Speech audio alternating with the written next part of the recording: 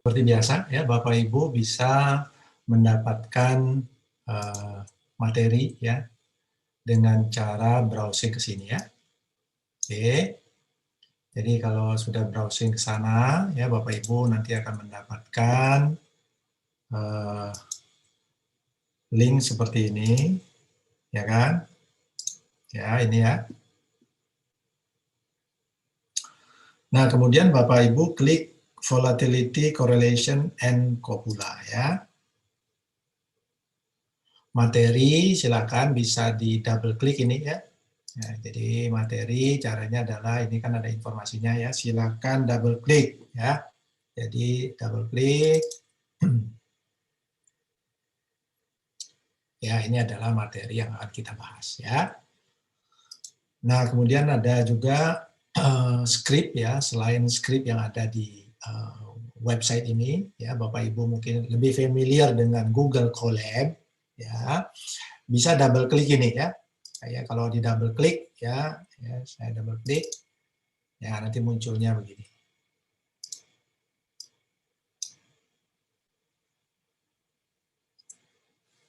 Ya. Bapak Ibu ada masalah dengan website ini atau bagaimana? Ada masalah? Apakah sudah bisa mengakses semua? Saya sudah, Pak. Mungkin Bapak Ya, yang ya. lain, jika ada kendala boleh di-share. Ya. Nah, jadi tinggal ke sini saja ya. Jadi seperti tadi yang saya katakan, ya silakan arahkan browsernya ke sini ya. Tinggal habis itu klik Volatility, Correlation, and Copula ya.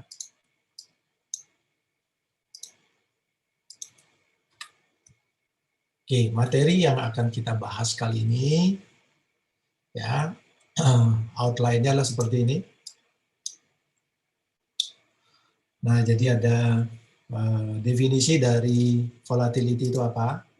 Ya. Nah, jadi kalau kita bicara volatility itu sebenarnya apa yang akan kita ini sebenarnya? Arahnya mau kemana sebenarnya? Mungkin Bapak Ibu ada yang tahu mungkin memberikan pendapat gitu ya. Biar tidak monoton saya saja yang bicara, ya silakan Bapak Ibu mengemukakan pendapatnya. Kalau kita bicara volatility ini sebenarnya arahnya kemana ya?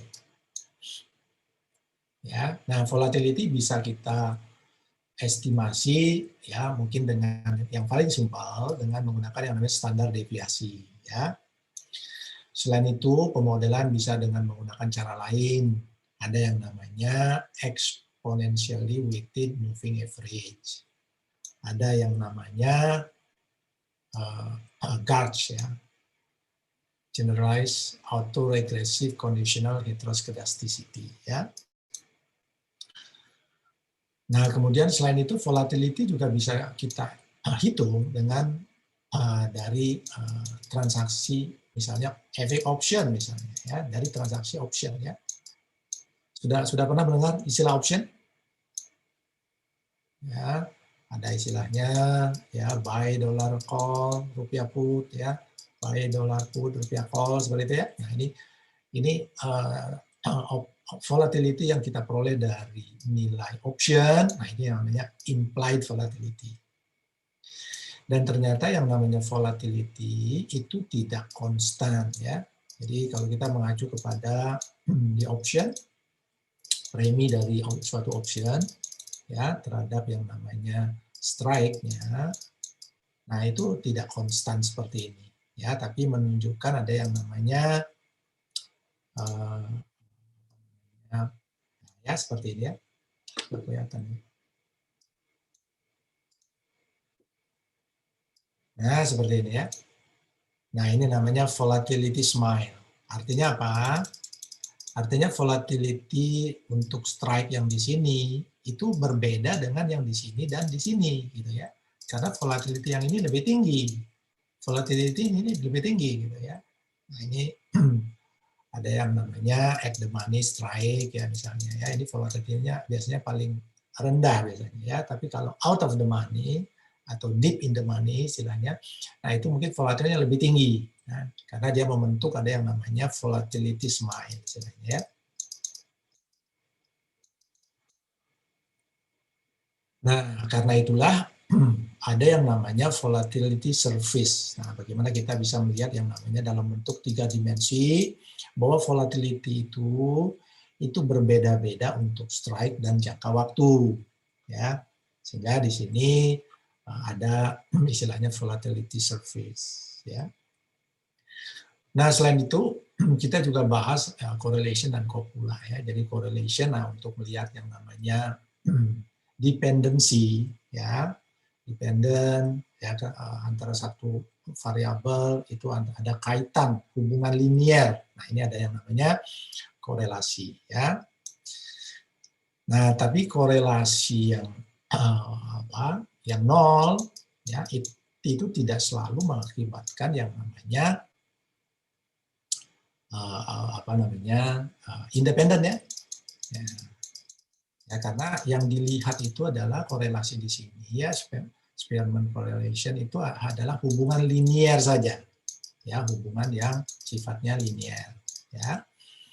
Tapi kalau hubungannya itu dalam bentuk apa, misalnya x kuadrat, nah ini, ya, x pangkat 3 misalnya, ya. Nah ini mungkin korelasinya nol nih, ya. Ya, tapi kita tahu bahwa ini tentu saja mempunyai hubungan gitu kan. Jadi tidak independen. Nah, karena itu kita harus membedakan antara independensi dan korelasi yang nol. Tapi kalau dia independen, nah ini berlaku, korelasinya sama dengan nol, ya. Nah, cuma korelasi ya itu hanya berlaku kalau misalnya kita mempunyai 2 random variable yang masing-masing berdistribusi normal, ya. Kalau kita mempunyai V1 distribusi standar normal 2, ya, V2 juga standar normal, maka kita bisa mendapatkan join istilahnya, ya, distribusinya, ya,